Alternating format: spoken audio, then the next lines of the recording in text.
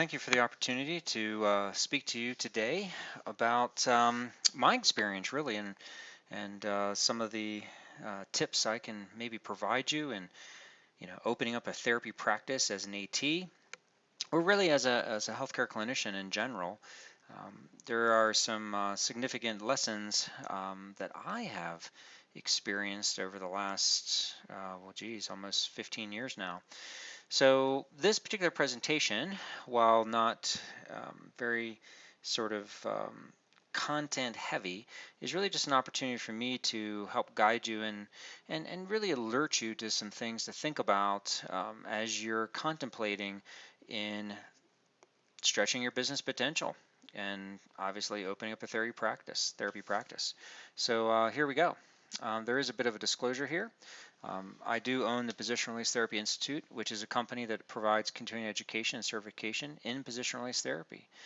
We offer all kinds of courses and certification associated with the Institute. However, we also have a therapy clinic, multidisciplinary, multi-provider therapy clinic in Ogden, Utah, that we provide a host of physical medicine rehabilitation services, particularly focused in on manual therapy and positional release therapy specifically to a wide variety of clientele. Now, what we want to try to accomplish in this next hour is really for you just to recall, at least maybe, or maybe have it imprinted into your brain, 5 challenges as well as opportunities that you're going to face when opening up a therapy practice. As an AT, I believe I'm one of a handful of ATs who have opened up a very independent clinical practice, particularly focused on manual therapy.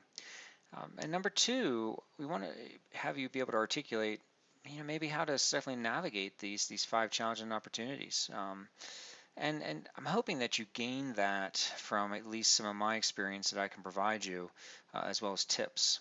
And then three key strategies about really the operation of of a successful therapy practice. Now, I don't pretend to have the have the entire thing worked out here for you, because I'm just learning as I go as well. And hopefully, my learning though can expedite your learning curve and move you much quicker than I have been.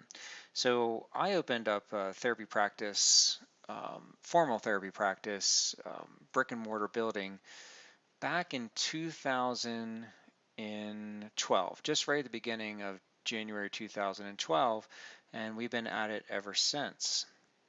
Now, with that being said, you really have to build a solid foundation. So that's what I was particularly focused on before I set out to build my practice. I consulted with other entrepreneurs. I looked at some of those who had both succeeded and failed, and tried to learn from them. Spoke with a host of different individuals to really kind of contemplate and really strategically plan out, what does this foundation look like, and how can I continue to add some brick and mortar to it to even make it stronger? Because while we might want to throw all the bells and whistles and have an amazing therapy practice all at once, without a solid foundation, it's probably not going to go well. Now, I think one of the one of the things to really focus on is that in order to gain success, in order to move forward, it's a bit of a struggle. You really have to be mentally, emotionally, and financially prepared for enduring that struggle. And really, I'm going to recommend really think about enjoying the process of the struggle, and knowing that you're going to fail, knowing that you're going to have problems, knowing that you're going to have mistakes, but looking at those as opportunities to learn, opportunities not to do it again. That's a really important point.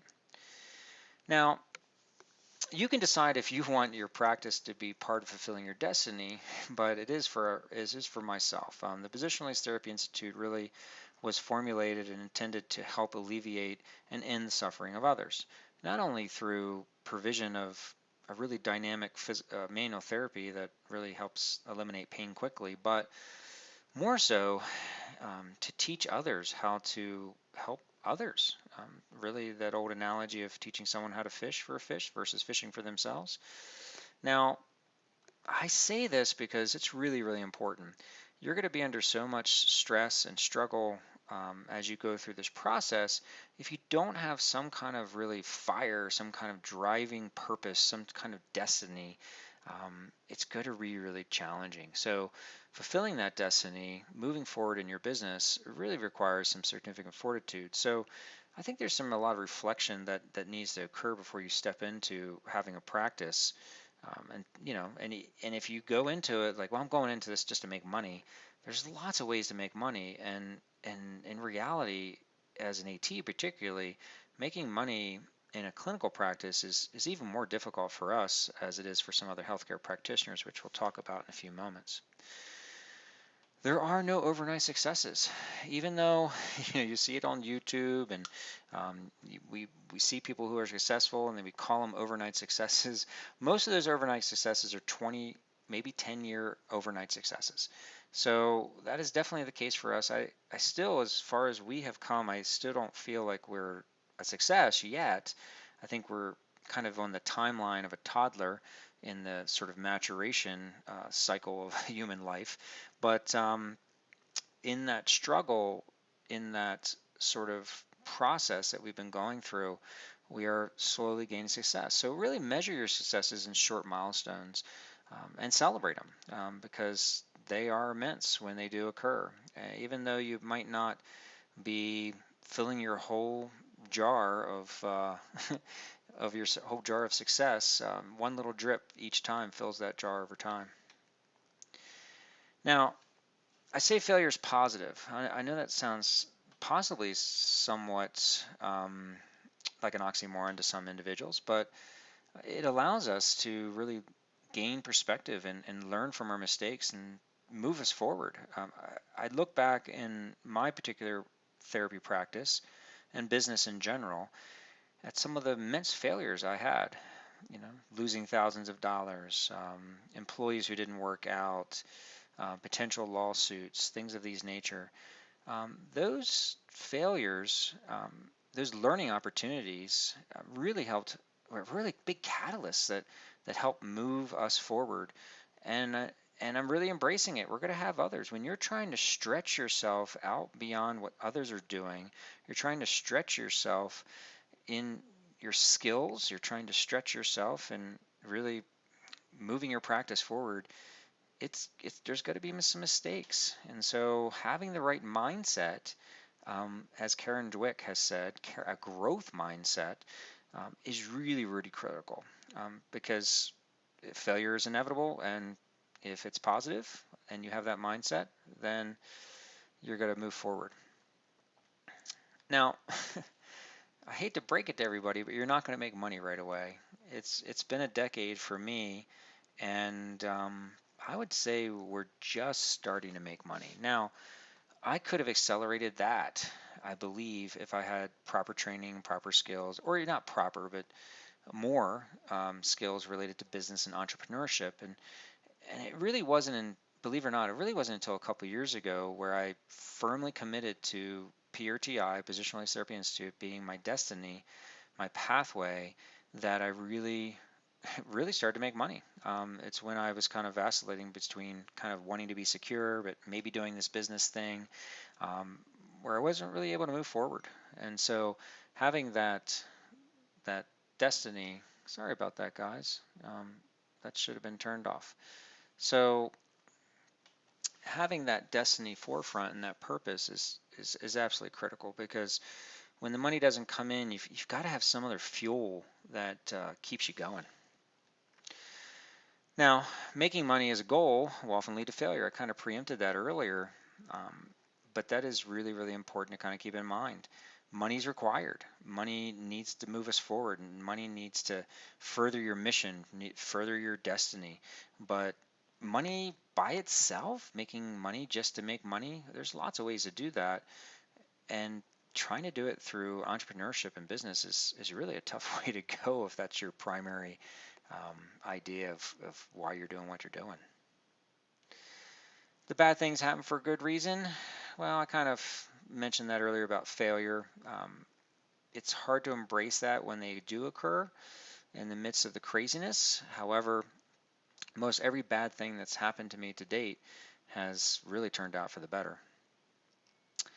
So when I measure progress, many people are like, well, I'm going to put together my 5-year strategic plan and so forth. We do a 3-year plan, but within that 3-year plan, I look at years, and then in my mind, I'm thinking decades. Now, some of us may not have that long. That's okay. That just accelerates your timeline. However, when we start to measure success, we really need to think about success being measured over a period of a decade. Because in reality, most business owners who have been successful will tell you it's taken them nearly a decade or more to really get to where they feel that they've really made significant progress. So look at your timeline, look at your goals in relation to years, and then obviously decade. Now, it's scary out there. I mean, stepping out on your own to start your own business, giving up potentially your insurance, your security blanket, your retirement to pursue your passion and something that you really want to do, that you're intended to do, it's scary. And so the fear and self-doubt is probably one of your greatest enemies. Oh, I can't do it because of this. Oh, I can't do it because this might happen. Well, if that's the focus, then you probably won't make it because fear is pretty crippling. And as Tony Robbins has said, if you really want to shed yourself of that fear, you burn all your lifeboats.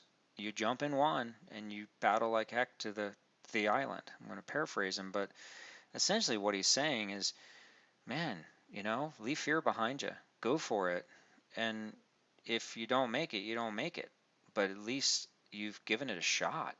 Because otherwise, you're just going to be spinning your wheels thinking, oh, geez, I wish I would have done that, but that was too scary to do. So with the proper planning, with the proper reflection, that really helps mitigate the fear and self-doubt.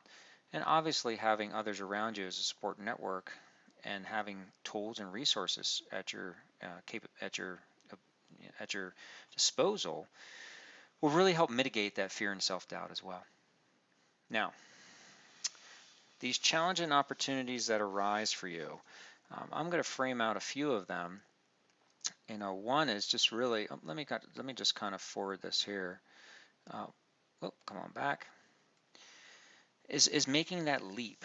So when I made the leap into private practice, into establishing a manual therapy practice, it was a decision point. Do I stay in academia and research? Do I do something else that's more secure?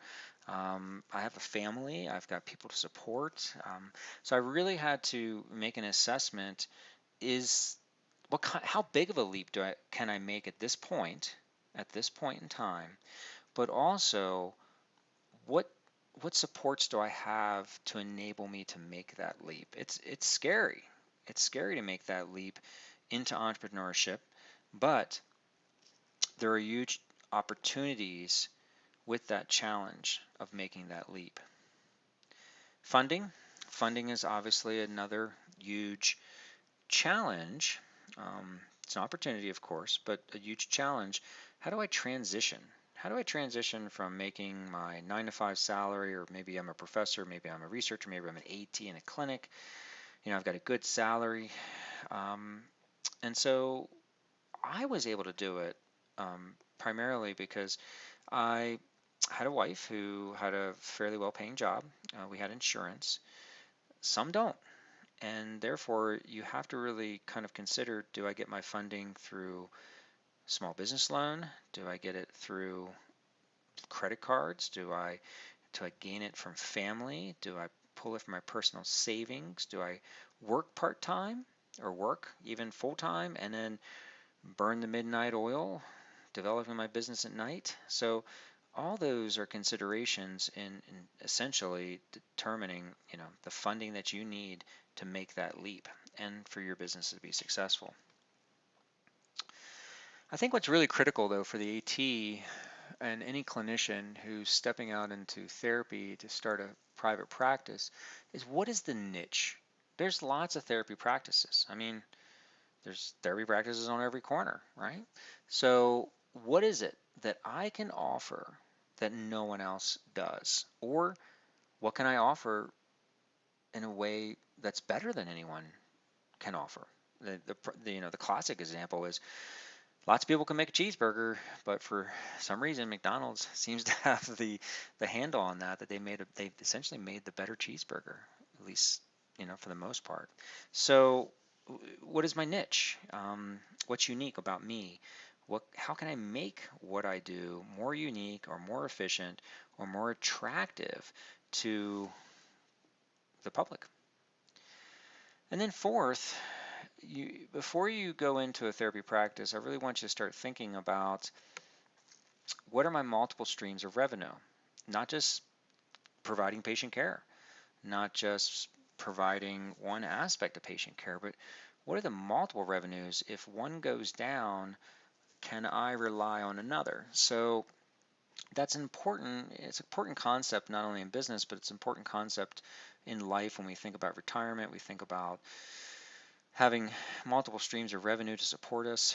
As one falters, we have another to kind of bolster that. So in the Position Release Therapy Institute, we started out with two primary streams of revenue. One was just me providing patient care, and individuals paid a certain fee, a fee-for-service fee. The other was teaching courses. And then more revenue streams started to generate, such as books and videos and things of that nature. So not all are equal. Not all produce the same amount of money, and that's okay.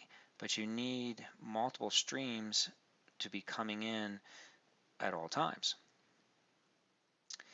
And then fifth is weathering storms. As I mentioned, you'll be faced with all kinds of challenges: financial, legal, employment, workers' comp, all kinds of things, and many that I don't even to this day see coming. And so developing the right protections ahead of time, and also really the mental fortitude to weather those storms, is really absolutely critical. Now that comes not only from a sort of business legal position and some of the tools that you will implement, such as estate planning or malpractice insurance and insurance, but it's also the mental conditioning that you will develop over time. And I'll talk briefly about that, but it's really, really critical that we develop the right mental really armor to really allow us to navigate as well as to weather these storms. So making the leap. So I made the leap back partially as I mentioned, in 2012.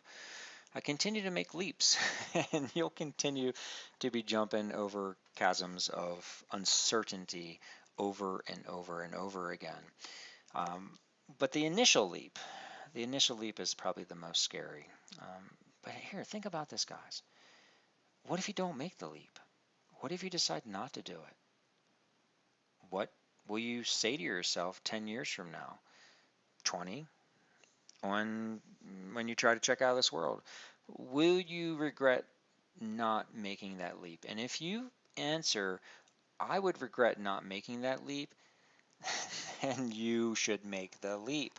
So that is a primary question to ask yourself. It'll be fraught with all kinds of fear, as I mentioned, and self-doubt about finances and what will people think of me, and geez, I'm a renegade and leaving, sort of my traditional gig that I'm doing now. I mean, there's all kinds of sort of feedback that you're going to get from family and friends. They're going to be like, are you sure you want to do this? This is not safe. This is such a risk. You're putting your family at risk. Be very, very careful of listening to the naysayers. Listen to your internal compass. Listen to your internal self that is guiding you and saying, this feels right.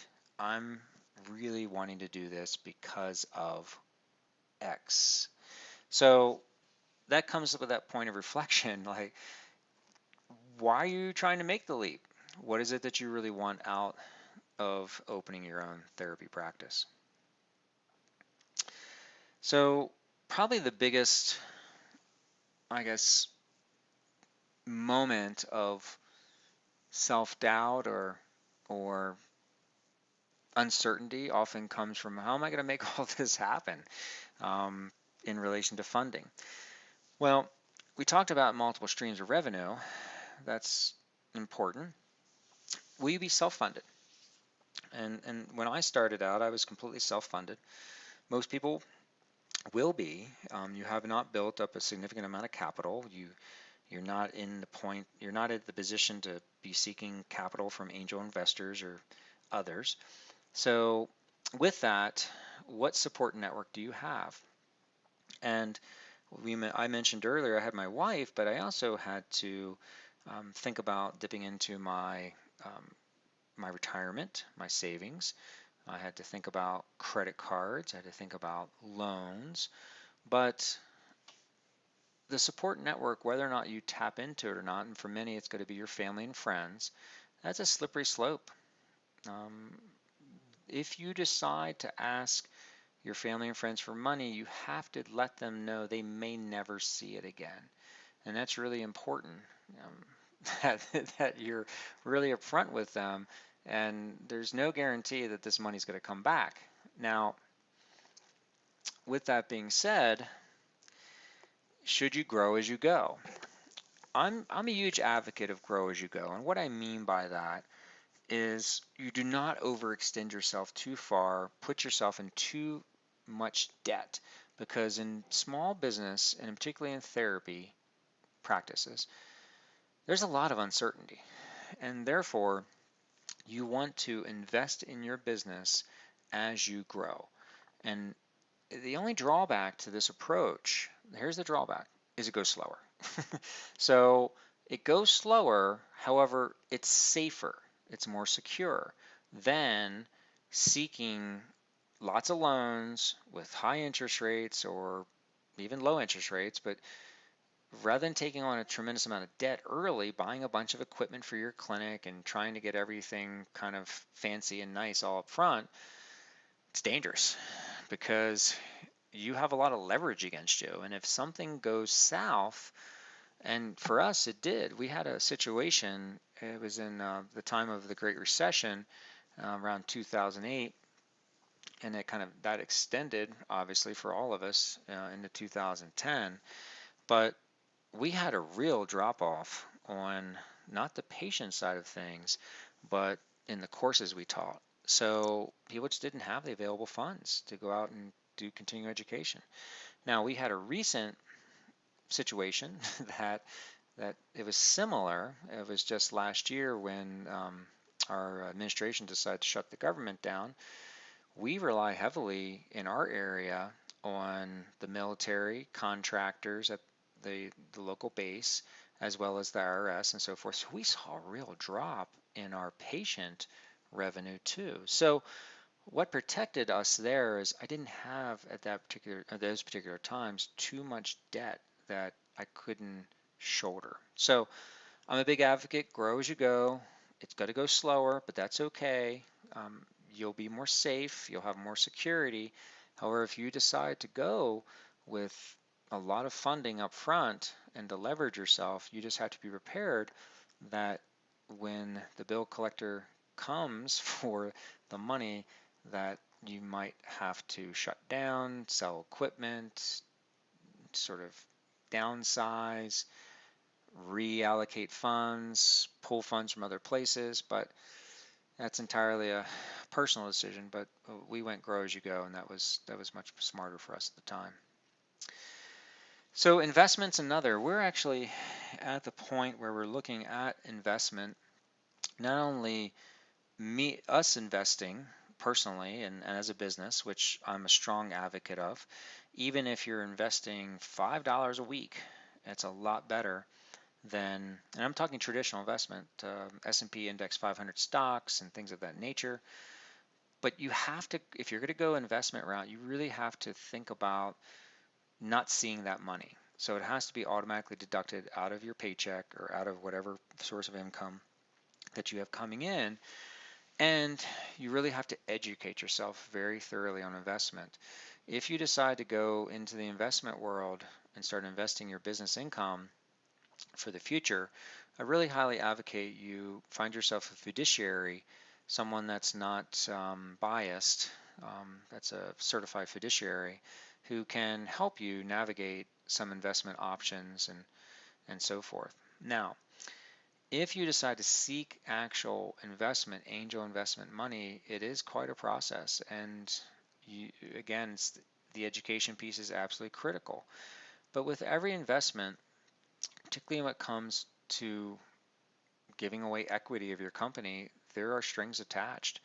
And so you have to decide if you want to lose ownership, if you want to lose control to a certain degree, give up that control to someone else that's even taking on a partner, and not calling all the shots. So investment will accelerate your scaling, your sort of growth as a business, but there are also potential pitfalls as well. It's basically you're taking out loans, you're sort of you know gambling with your money a little bit.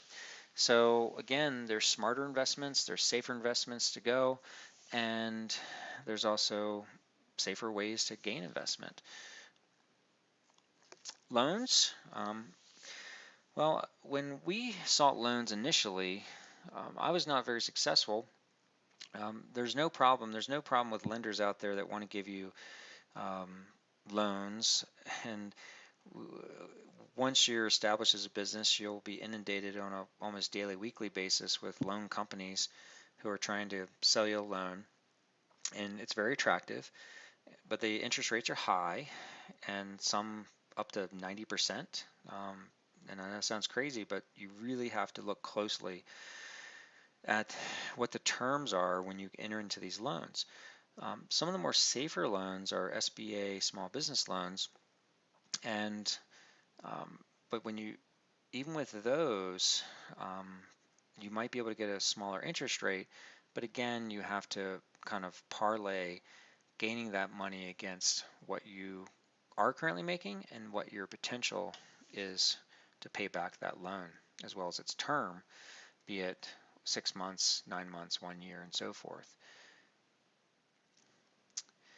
So as you move forward in the funding realm, an assessment of who your allies and friends are really important. It's not necessarily to gain money from them, but it's also to gain advice from them. So I've been very careful about choosing those allies and friends, whether it's business collaborations, sponsorships, as well as gaining advice. Seek out those who have been successful in this realm. Seek out those who have a better track record than you. Seek out those who sometimes have made mistakes who can help you navigate those. And I'm happy to be one of those allies or friend for you to help you kind of navigate this. But those who, and when I say choose wisely, there are those out there who unfortunately are nefarious. They want to take advantage of your naivety. And so therefore, be careful. Align yourself with those who are knowledgeable, trustworthy, who can help you, who have experience. Don't seek advice and help from those who haven't been there. And I know that seems very simplistic, but when you're in the throes of some craziness, sometimes we become desperate and trying to seek advice and partnerships as well as funding from those who probably we shouldn't be allied or partnered with them. Now, this next piece is an adaptation from the cash flow quadrant. It's one of my more favorite reads. It's older, but I think it sets up a really, really awesome framework. And this is an adaptation, but in the top left corner, you have the E. That's the employer, or the employee, I'm sorry. That's the employee. You know, you're working from somebody, and that could be traditional therapy clinic, that could be a traditional university, high school, whatever it might be. or clinic, and someone's paying you an hourly rate, fairly secure, but you're not necessarily progressing very fast um, in the sense of owning your own business or in the sense of investment. So the S underneath is being self-employed, the B is business up on the top right, and the I in the bottom right is investor. And you'll need to decide where you want to be within this sort of quadrant. But as Kioski has, from Rich Dad Poor Dad, has articulated, most of us want to get down to the I. We want to be the investor. We want to be the one who essentially is providing money to others to essentially make us money. That, you know, it's a still business, being an investor in a way, but we're not necessarily tied to the same constraints as I would be an employee. Self-employed is, hey, I'm going to charge you $45 an hour for this particular service I'm providing you. And most people that fall into this self-employed piece, um, you know, they're usually in the mindset, well, I can do this better than anyone else. And that may be true, but again, you are restricted to only that amount of money that you're making as well as the time that you put into it. And then B is translating into the business owner. People are working for you. You deciding, okay, I need to hire this next person to be my X or my Y or my Z to help me move my business forward and maybe into the I. Now you might be a bit of each, okay, but it's really hard to kind of do it all at one time. And with a veracity that you need to make one area really successful. So an example of this, I want to own a business, but I'm still working full time. Well, how do I really, really advance that business and still work full time? It's almost impossible, right? I'm self-employed, and this is kind of, it's interesting where I'm at right now. I'm no longer an employee per se, but I am self-employed in a way. I mean, I charge a certain hourly fee, so I'm gaining income from the services I offer, but I also own a business. And at the same time, I'm moving into investment. So I'm not quite in the I, but the business piece, you'll have to move out of being self-employed in a way. Both of those are symbiotic. You own a business, you're self-employed, but you don't have other people working for you.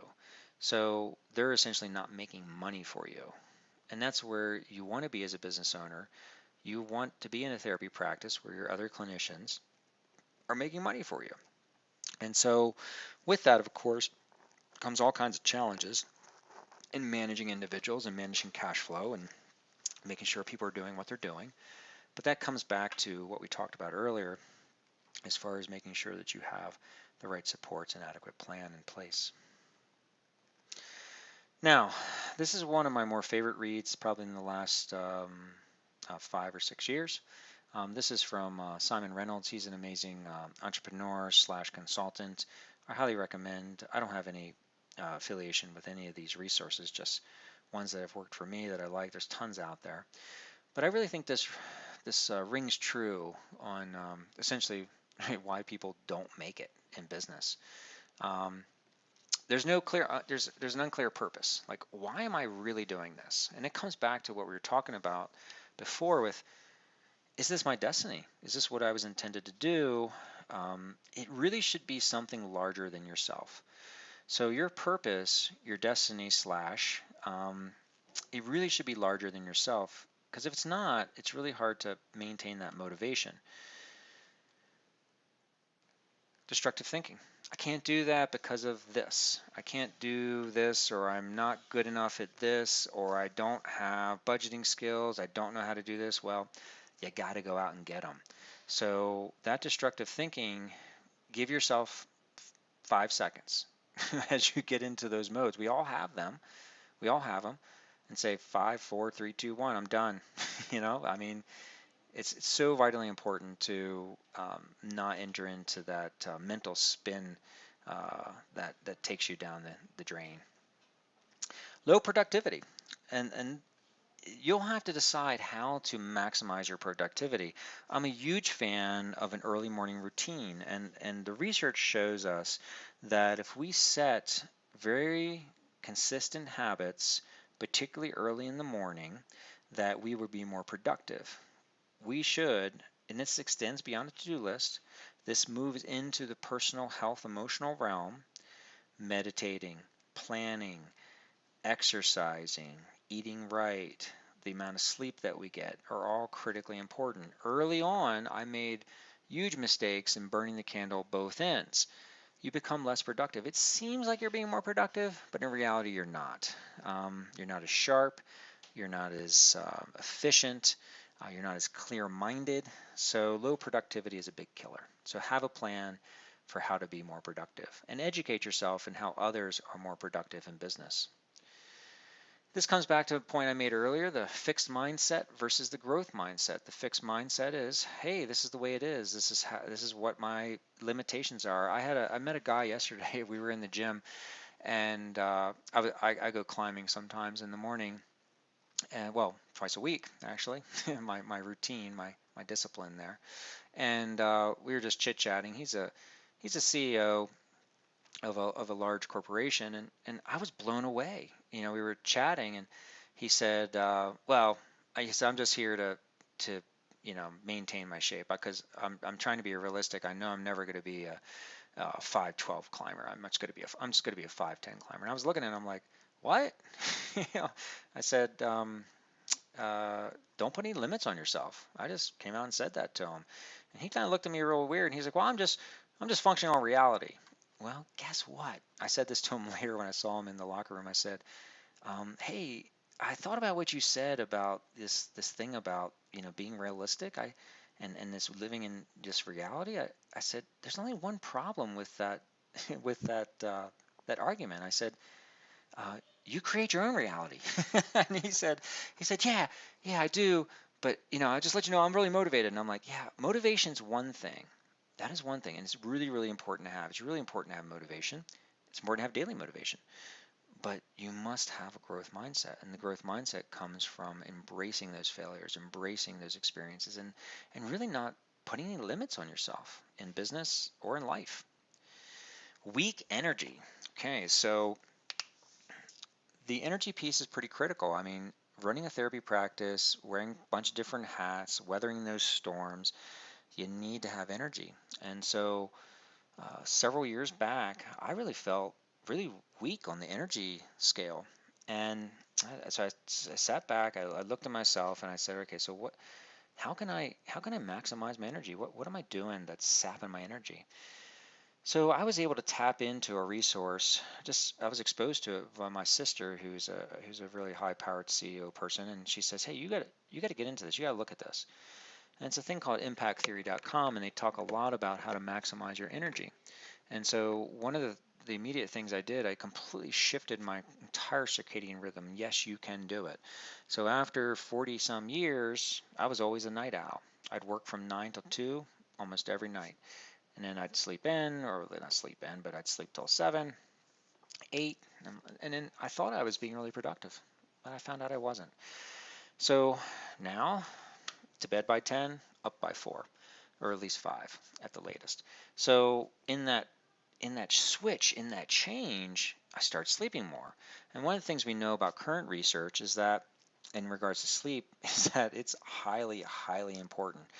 We often in business burn our sleep so that we get to the point where we really just don't have much candle left at all. And so sleep is entirely critical. I also then looked at my diet. What am I doing? What kind of foods, what kind of nutrients am I eating to essentially fuel myself?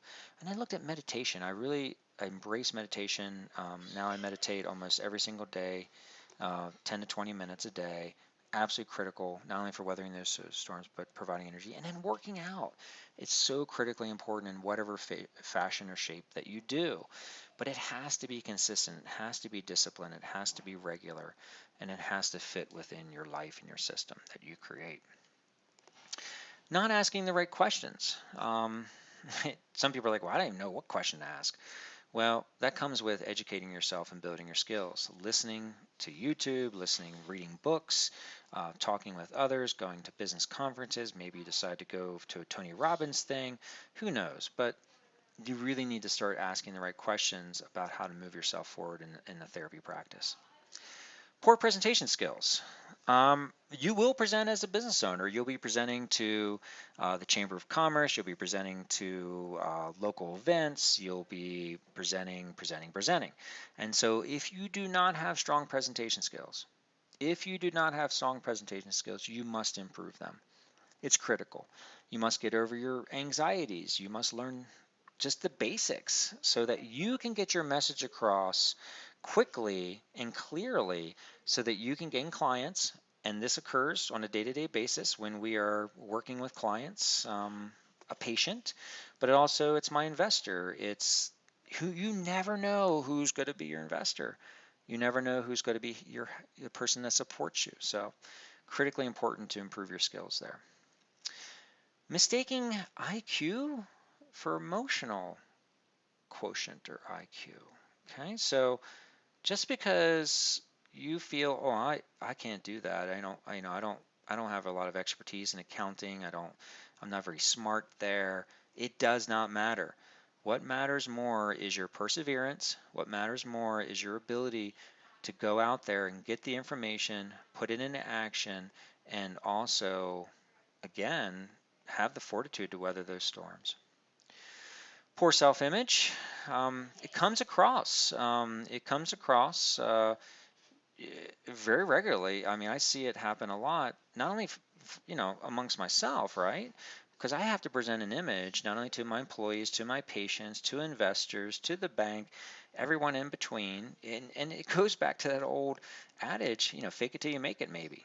But if you're doing all these other things on this left-hand side, your image is going to improve. Your confidence is going to improve. But until it does, you've got to kind of navigate that a little bit and improve it, and whatever you need to do to improve it. And that comes from how you dress, to how your hygiene, but I think probably more your self-confidence and how prepared you are. I recently had a vendor come in who was trying to sell us some advertising and social media. We were almost there going with them. They showed up not very well dressed, kind of stinky, hadn't taken a shower in a couple of days, and highly unprepared. They did not receive that contract. So having the proper self-image is really important. Not enough thinking. In business, and particularly when you're first starting out in entrepreneurship, it's go, go, go, go, go, go. All I need to do is work, work, work, work, work. No, you need to actually schedule in times to actually just think about your business, to really reflect on it, to reflect on your progress, to reflect on your projects, your innovations. What do you need to do? And so sometimes we just shut it off and sit back and think about it. I know it may be counterintuitive to kind of driving the engine forward, but if you don't know where you're going, you're not going to get there. So really thinking, planning, strategic planning, all these things is highly critical. And I know in the compendium of the Clark Group and this project, this boat project, that there are lots of resources there to help you, of course, sort of strategically plan and to engage in that very deliberate thinking process. But even just reflecting, sitting back for an hour a week and just saying, how did we go? How did it work this week? What are the things that worked well? What are the things I need to improve on this week? No daily rituals. It's absolutely critical you have daily rituals. And so my daily ritual is not going to be your daily ritual. However, you need to find what works for you. And what I've been trying to emulate others who have been successful. What are their daily rituals? And start researching them, try them out. It's a trial and error process. Some of you won't be able to get up at 4, and that's okay. Some people get up at 3. Some people get up at 2. I mean, some people stay up late. I mean, but you need to have a daily ritual. There should be components of your daily ritual that touch on all these things in this slide. Your energy, asking questions, your productivity, your building of your skills, thinking, all these things. Stress is a real killer. Um, we all will have it, but what's most important is how you navigate it. So I always ask myself the question when I'm highly stressed, will this matter in 100 years? If it won't matter in 100 years, I try to let it go. Inevitably, there's going to be financial stress, there's going to be business stress. But again, if we have the right energy, we have the right mindset, we often can navigate that stress very, very, very effectively. Relationships are absolutely key. Now, I'm not even just talking about business relationships, because business relationships are really important to develop. I'm receiving lots of counsel from CEOs right now, which has been amazing, but you have to give back to them as well. You also have to help others. I'm a huge advocate of helping others. Oh, I see an opportunity for this connection to help this connection. Yeah, I mean, you're paying it forward. And so developing those business relationships is highly critical, but the personal relationships as well. What are you doing in your off time? Who are you hanging out with? Um, how are you kind of de-stressing with your friends? I mean, it's really, really important to develop these relationships and then also to foster them and keep them going, because developing a business and having a therapy practice, you could work until you died and 24/7, but you're going to decide, what relationships are most important for you to both maintain as well as to develop over time. The lack of persistence, I think the lack of persistence often comes from feeling overwhelmed. Um, Sometimes when I look at my competitors who are 20 or 30 years ahead of me, I sort of lose a little bit of persistence, and then it kind of gives me a little energy and said, nope, I know I can achieve that. I know I can make it in time. But persistence is really critical. It goes back to, the old Everest saying, just one step ahead, one step in front of me takes me to the top of the summit. However, having the right support network, having all these things that we've talked about will engender you to have more persistence. But probably the key thing, at least for me, that allows me to be persistent is my destiny, is my mission that I have targeted in on, that I want to help alleviate and end the suffering of others through, the tools that I've developed. You will decide that. But I regularly return to that destiny, that vision, that purpose, and I talk about it and I relive it, and I constantly come back to that, why am I in this? Why is it so important? And so having that in your mind at the forefront and revisiting it on a regular basis will allow you to have more persistence. The money obsession, well, you've heard this now a couple times, and you're going to hear it from multiple successful individuals. If you're completely obsessed by the money, you might get it, but you'll come out pretty empty-handed and probably deflated. Many entrepreneurs will tell you this, hey, I made a few million and now I'm completely depressed. Well, what happened? Well, there was no essential purpose, no essential destiny tied to what you were trying to do. We've seen lots of people, and you probably know them too. They're very wealthy, but they're very screwed up. They're very depressed and not happy with their life.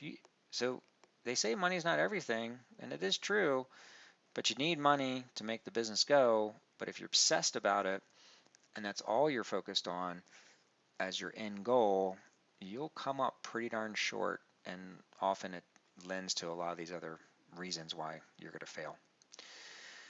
And then 16, not focusing on your strengths. So there's lots of things we can do as clinicians, as ATs, as therapists. There's no doubt about that. We have a very broad base of training. But what is your strength? What are you good at? Find out what you're really good at and spend the next 10 years getting exceptional at it. I know that sounds crazy, but people will, if you listen closely, you'll be able to kind of focus in from what other people think that you're really good at, but inherently too, go with what your gut tells you what you're really good at. Is it strength conditioning? Is it functional testing? Is it therapy? Is it consulting? Who knows? But focus on those strengths, because if you focus on the strengths, they will often override your weaknesses every single time. Don't focus on your weaknesses. Yes, you've got to kind of address some of your gaps and the skills you need to improve on, but really, really the forefront focus on those strengths. So myself, in doing so, this is our current institute at the moment. We're at about, we're bumping up here very soon to about 3,000 square feet. This is about 2,000 square feet. There's multiple therapy rooms and all that stuff. And all this looks really nice and cool, pretty, but it didn't, it didn't happen right away. This is where we started. This is actually the first place I started renting space per patient per week from a massage therapy outfit. I had one, well, actually, I didn't even have this table in there. I didn't have a stool. I had nothing. And so we built the practice over time and got to the point now where we have 7 therapists, 2 administrative assistants, 12 contractors, and all that seems really cool, but it didn't happen overnight like we talked about. This took 5 years, and it'll be interesting to see where we'll be back, where we will be in the next 5 from here.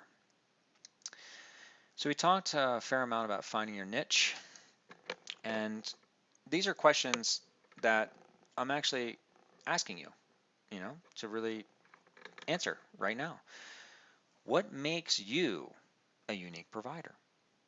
And I could say therapist, but what makes you a unique provider? Go ahead and write it down. Take a few seconds to reflect on that.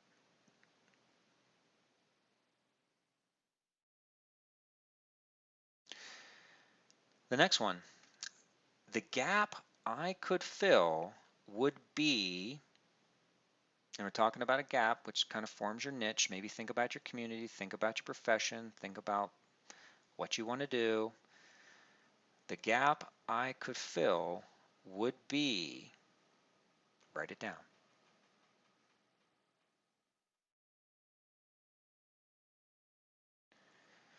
Next, I want you to write down a list now of skills and training you will need to fill that gap.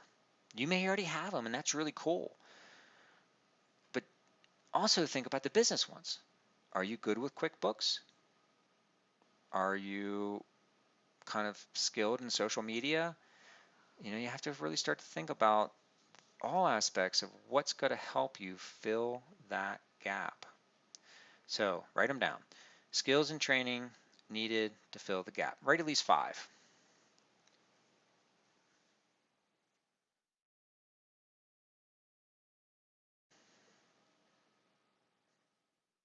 And don't have to be full sentences, just you can bullet them.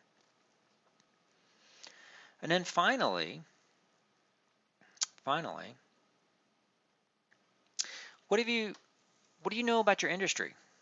What do you know about the therapy industry? What are the forecasts? What are the trends? And this is not to be answered right now.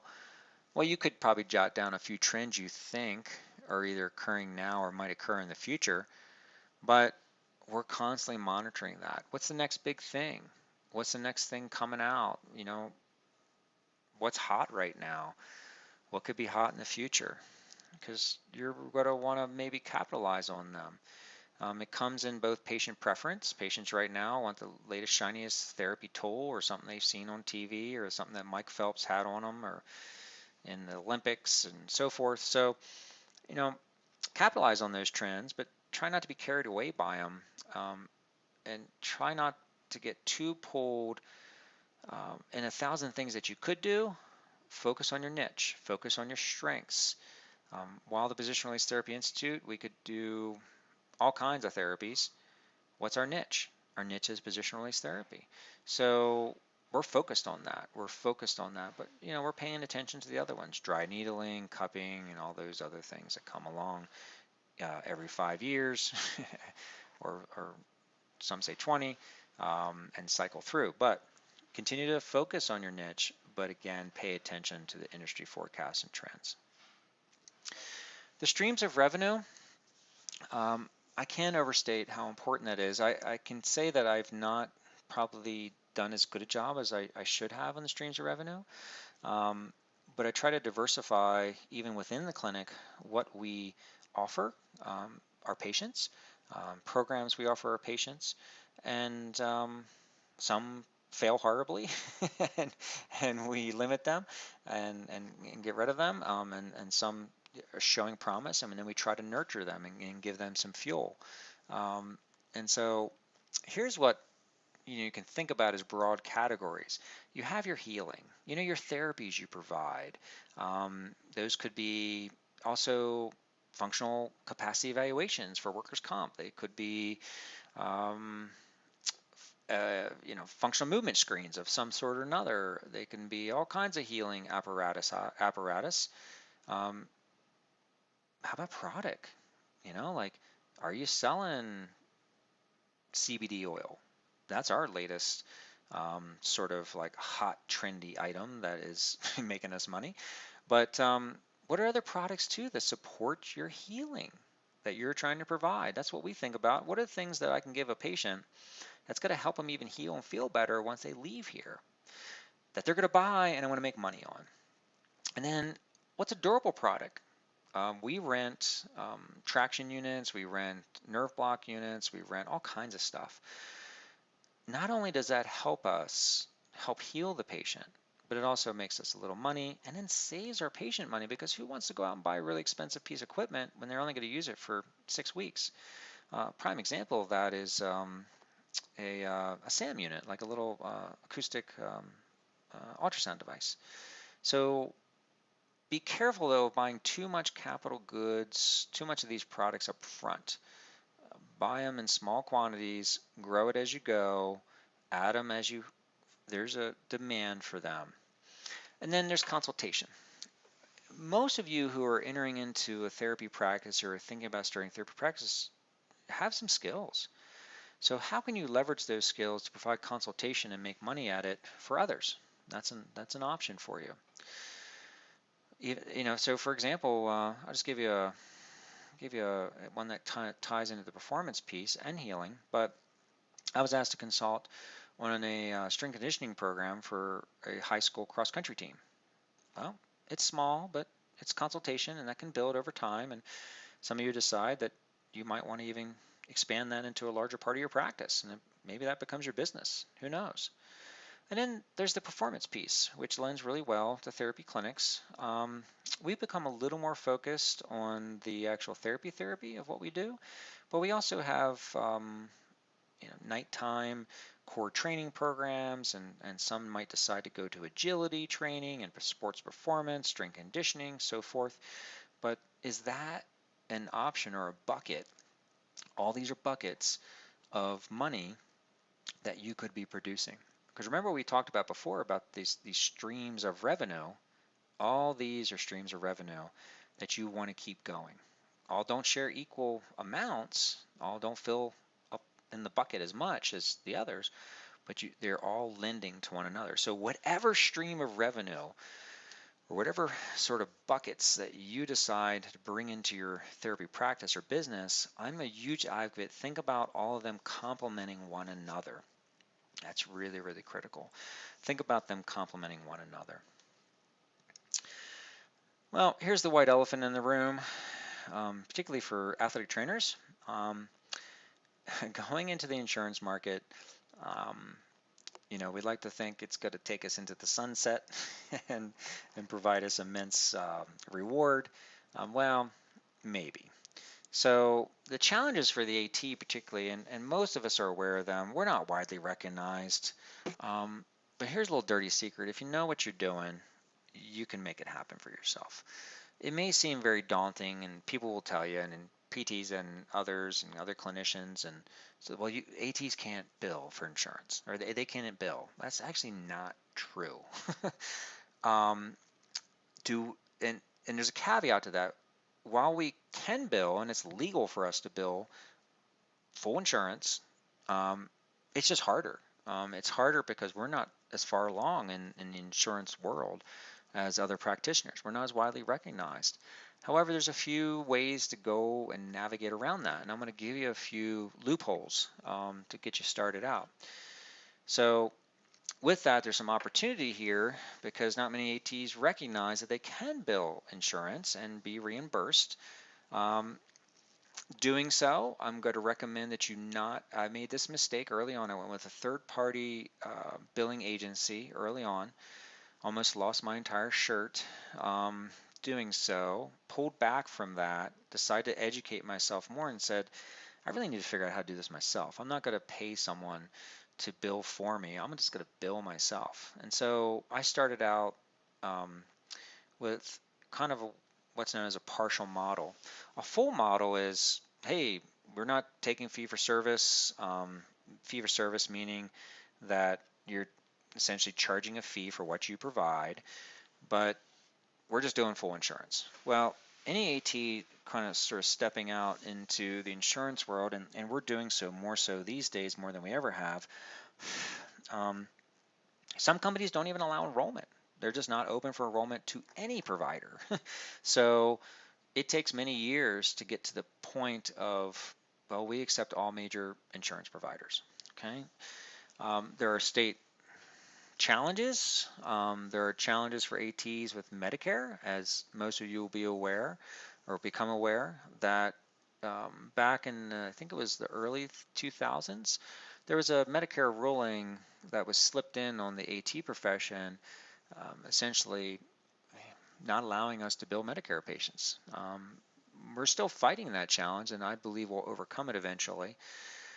However, it does provide a significant hurdle for many of us because there are many patients out there who are very physically active who are Medicare patients who want to use their Medicare. So with that being said, you're likely to go to either a partial model or the fee-for-service model. When I started out, I was full fee-for-service, and because ATs are exceptional at what they do, as well as most clinicians, um, as long as you can produce results, when that patient walks out of there and they're less painful and they feel better, they're going to pay you money and they're going to tell their friends about it. And so we charge an hourly rate. And if you decide to go for an hourly rate, then you need to kind of market against other providers in your area who are charging a similar rate for a similar service because you don't want to overprice yourself. However, there are some other ways to gain insurance to kind of get yourself familiar with the process. And so I would recommend ATs really thinking about tapping into the auto accident market. So auto accident insurance, ATs will be reimbursed. They are recognized. You do need an MPI number, and you will generate a HCFA form, a 1500 form, HCFA 1500 form, and basically you use CPT codes. CPT codes, coding procedural terminology, they are codes that everyone uses. They are not specific to a provider, so you can bill. I can tell you though that you're going to have trouble billing for initial evaluation and reevaluation under the AT codes. They get kicked back. There's other coding that you can use for evaluation, like office visits. However, with that being said, what's nice about auto accident claims is that there's usually a 1 to 2 week turnaround on reimbursement. And so you know that check's coming in 1 to 2 weeks. That's not the deal always with your major carriers, which could take anywhere 6 months to a year to get back some of that compensation. Now, you need to be careful though with auto accident claims. I came to understand not to accept liens, meaning that once the case was settled, then you would be paid, which can take years. So I don't do those any longer. Also, to watch out for with auto accident claims is personal injury protection. Each person that drives a vehicle has insurance will have a PIP, personal injury protection. It's an amount of insurance that's provided if you get in an auto accident that covers your medical bills. However, everyone has a different amount. Some have none. Well, some have a little bit, but hardly anything. Some have $100,000 if they're paying for it. So going to the ER can quickly exhaust the PIP. And so typically with an auto accident claim, you're working off of a patient's PIP amount. So finding that out ahead of time is really vitally important. Sometimes a patient is working just through their insurance company, and there's a manager for them and managing their medical bills, and you'll want to contact them and find out what their PIP amount is, what's been exhausted, what's still out there, and then you can determine how much service you can provide them, if at all. And then second, they may be working with a lawyer, and so you want to speak to that lawyer and really get up front how this is being handled, when you'll be paid, and so forth. But auto accidents are really nice to work with, at least what we've found, as long as they have adequate PIP and that there's no liens, and that it's sort of very well worked out before you get into it. Workers' compensation is also a potentially good source of reimbursement for ATs. Each state has its own regulations. Each state has its own sort of stipulations on what your reimbursement rate will be, because you don't always get paid 100%. You might get sort of a capitated rate of 70% or others. And then you need to find out and you need to educate yourself on all the policies and procedures about documentation, requesting for further visits, there's different terms for it out there, but really educate yourself on how to work with those workers' comp companies. And there are certifications and there are programs you can seek, but they essentially also require HCFA 1500 forms and similar sort of documentation as auto accidents. Now, where we're at right now is we're in a partial sort of model. Now, we started out and have started out targeting in on small private insurers. And that's something to think about for the AT. Small businesses, small corporations who have their own insurance through another provider. I'm not talking about Blue Cross Blue Shield or the big carriers. I'm talking about other insurance companies that will recognize you, reimburse you, and that your patients can visit you and you can run their insurance. Now, you're just a sole provider out there. That's a really difficult thing to do until you have someone to help you. And so I do not recommend you go into the insurance market by yourself and trying to provide patient care and do billing and insurance all at the same time. Probably a better way to slide in is like what I talked about. Start at the bottom here, fee for service. Work into some of these other models where you know that you're going to get some more streamlined revenue reimbursement, such as auto accident and workers' comp. And then when you're ready, when you've got a good feel for that, then maybe sort of test the waters in some of the small private insurers. And here's a little dirty secret too that nobody really kind of knows about. Well, they know about it, but they don't talk about it very much, those insurance companies, is that many providers have what's called an out-of-network allowance. An out-of-network allowance. An out-of-network allowance is one of their particular insuree can go out of network. They're given a certain amount of visits. They can go see any provider they want. Being careful with that, though, what you have to find out, and you can have your individual patient do this if you'd like. We often advise our patients to do this. Find out how many visits they have. Find out what their essential percentage is that they'll pay as a patient, as well as what you'll be reimbursed. Find out as well if you have to meet a deductible. The deductible for out-of-network is often different and higher than it would be in-network. They may not have none. So many of the large payers have an out-of-network allowance, but they don't really. Patients don't know that they have it. They haven't asked about it, and insurance companies don't tell them that they have it usually because they want them to go in network. And obviously, if you then finally decide to move to full insurance, and that's where we're going, going through each one of those is really vitally helpful and important. And having a professional coding and billing manager, having a system to bill electronically is important. However, all that costs money. And so that goes back to what we were talking about before, is build as you go, decide where you want to place your money in investment, know that the insurance sort of sunset out there is not always so rosy, and you might not get the kind of money you're thinking about from insurance, but I can tell you it will do two things. It will increase your volume. You will see more patients. You will also potentially receive more revenue once you nail down your billing and coding. So things to think about before you go into the insurance market. Weathering the storms, I think for me, as a business owner of a therapy practice, my greatest storms to date have been, there's been two primarily. One is employees who didn't work out, and you'll have to decide whether or not you're going to do contractors or full employees. I've got a little bit of both, more employees on the clinic side, more contractors on the teaching side.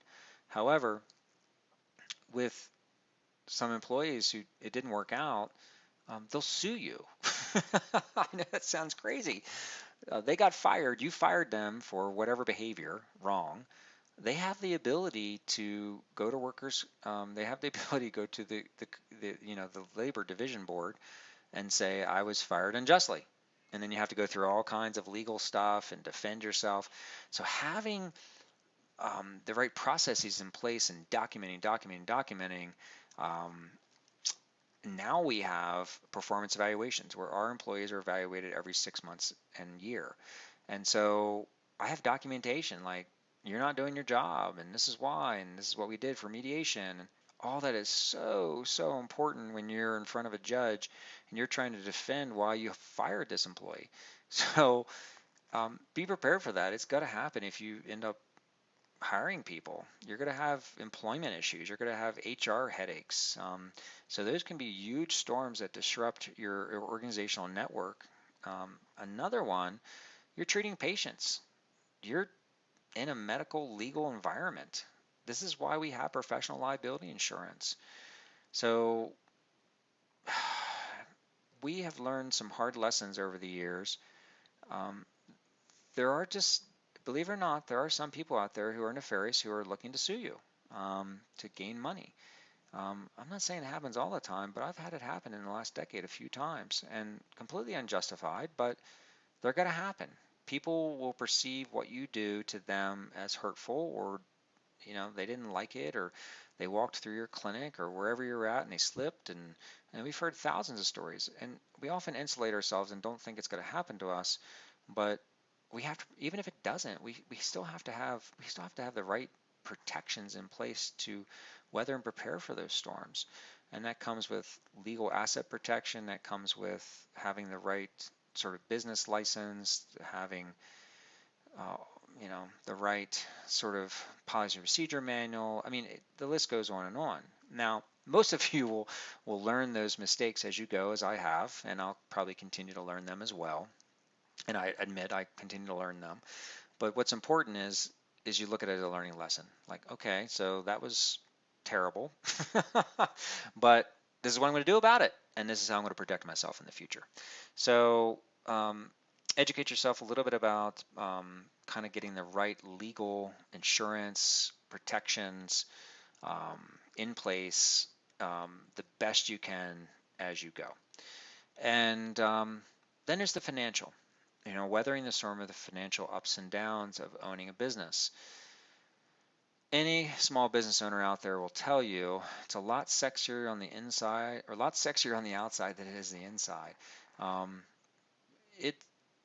It's challenging to not only be responsible for moving your business forward, supporting your family, not draining your financial resources to the point where it really becomes destructive to your family network, as well as your friends, as well as your business partners.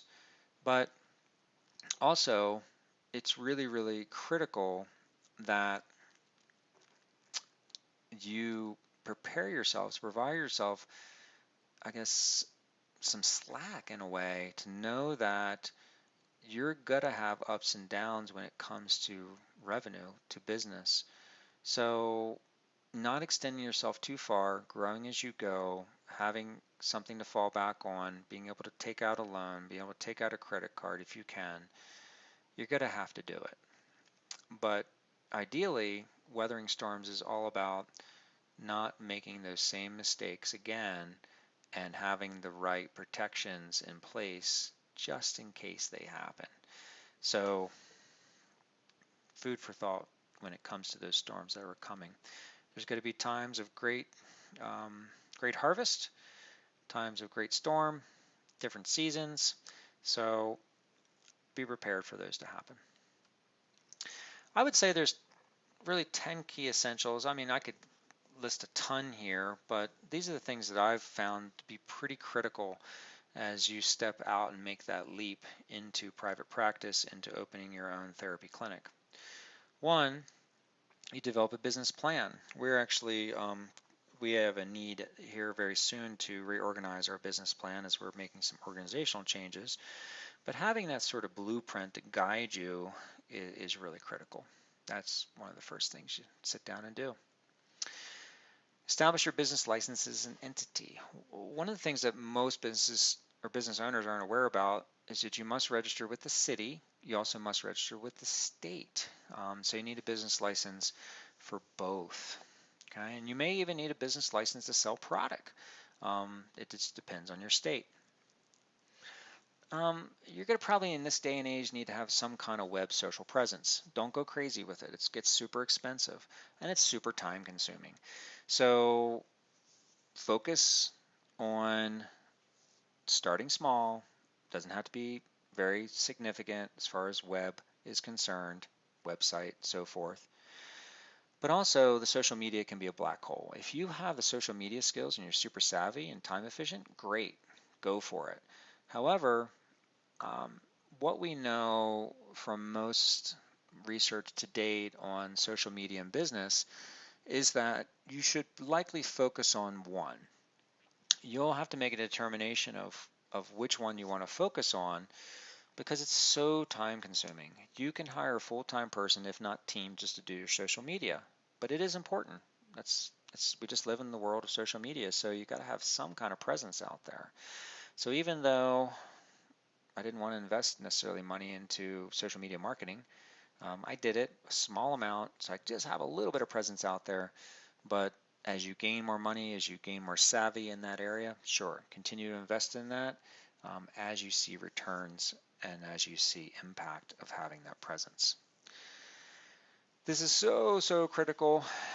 You want to not only emulate but also evaluate others' successes and failures. And it doesn't have to be like one-on-one. You can just do it through books. You can do it through YouTube. You can do it through all kinds of other ways, even social media. But look at your competitors. Looking at my competitors kind of freaks me out, but I must do it. What did they do in order to be successful? How did they get there? Figure that out. Talk to other people. Network with others. Think about joining an entrepreneur sort of organization in your community, whether it's going to a business lunch or a chamber of commerce, an investor sort of group. I mean, try to connect yourself with others who have been successful. And that goes with the developing your networks. Now, networks can be all kinds of things. It can be the vendors that you get product from that support you. It can be networks in relation to investment, into legal, into other business owners, networks in relation to sports teams and patients and high schools. I mean, the list goes on and on and on. But choose those networks that are going to fund and fuel your company in development, in revenue, and in protection. Vitally important you hit those three.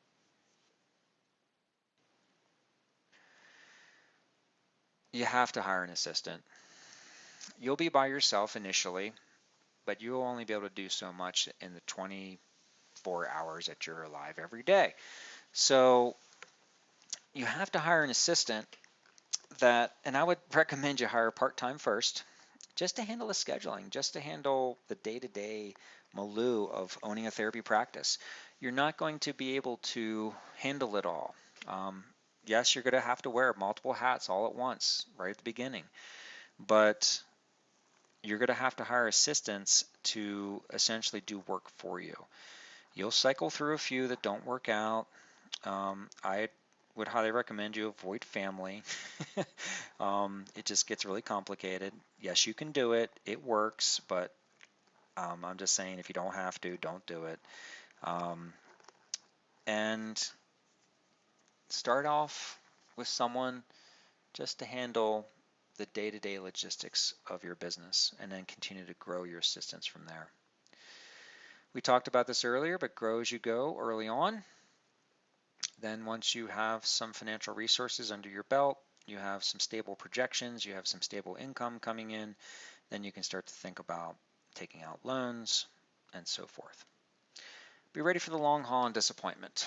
I always kind of have a sense there's a little bit of disappointment around the corner. That's okay. That's okay, because I know that disappointment, I know that failure, I know that road bump is just going to move me forward in a successful manner. And the big failures that come my way and the crazy things that happen to me, and I keep it just in the back of my mind, I'm going to see, I'm going to see the fruit of this in years to come. I'm going to see why this happened to me in years to come. And I know if I'm playing the long game that I can overcome it. Don't put all your eggs in one basket, and that kind of goes in, or is analogous to many different aspects of owning a therapy practice, from product that you offer to a service that you offer. Even though we're very focused on providing patients position-release therapy and individuals position-release therapy instruction, I'm always thinking about other eggs, other sort of revenue streams, other services that I can offer to enrich not only what we provide patients and clients of ours, but also how to continue to grow revenue streams. And then number 10, if you're not focused on your customer, it's probably not going to happen. One of an individual business owner I worked with a long time ago, he's a very successful massage therapist, and he said, you do good work, the rest will happen. Well, you provide good customer service, the rest will happen. I think both of those have to come together in a therapy practice. Patients need to be feel cared for. Think about why patients are going to seek you. They're seeking you because they're not satisfied with how they were treated or the level of care that they were provided. So connect with your patients, go with customer service. It will go we bend over backwards for our customers, and it never fails us. And so while you feel like you might be losing money, no. We have a policy at the Institute where if a patient, they don't have improvement when they leave, they're not in less pain, or really sometimes they have an adverse reaction, we don't charge them for that service. I know that sounds crazy. I don't charge them, because I never want them feeling like we're taking them for their money. And then when we go to full insurance, we'll provide them some additional discount, or I'm saying when we have an insurance patient, sometimes they leave and they don't feel better. I say, all right, well, here, why don't you think about, coming in for a special session, or why don't you come tomorrow? Let's work on this. So the customer service piece, absolutely critical, and one that will provide you rewards and dividends in the future, maybe not right at first. I put these up here, and there's thousands of this stuff out here. I'm just kind of give you a couple that you can read about that might help you. The one in the center has probably been the most impactful book for me as a business owner in the last decade.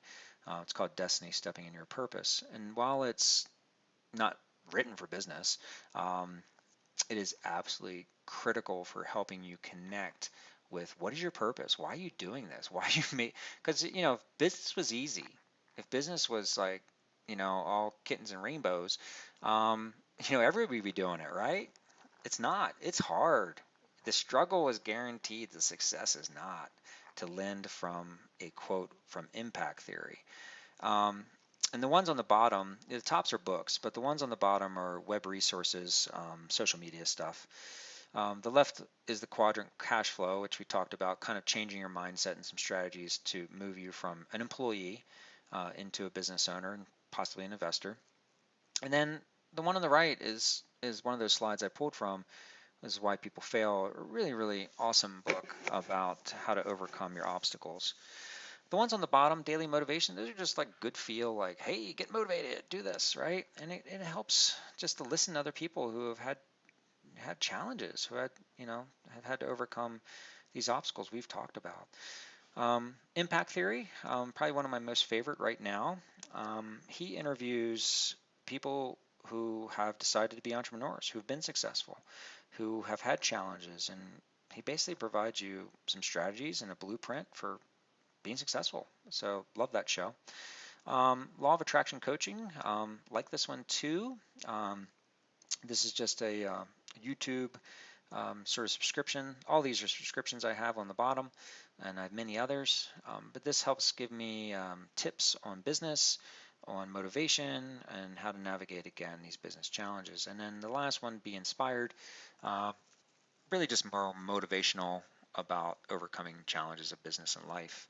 So whatever you decide to dig into, have something you dig into on a daily basis. On my way to work, I'm listening to these, I'm reading and reading and reading. I'm building my skills. I'm identifying where my challenges are and how to keep my motivation going to overcome these challenges. And so you'll need to find resources out there that work for you as well. So thank you. Thank you for giving me this opportunity to share my experience and at least some of my knowledge to help you be successful as a business entrepreneur and therapy owner. And so feel free to reach out to me. I'm happy to be your resource, like others have been for me. And if I can help you at all, please reach out. So thanks so much and good luck on your journey. I am so super excited that you're at least thinking about it and look forward to seeing and feeling your success. So take care and hope to talk to you soon.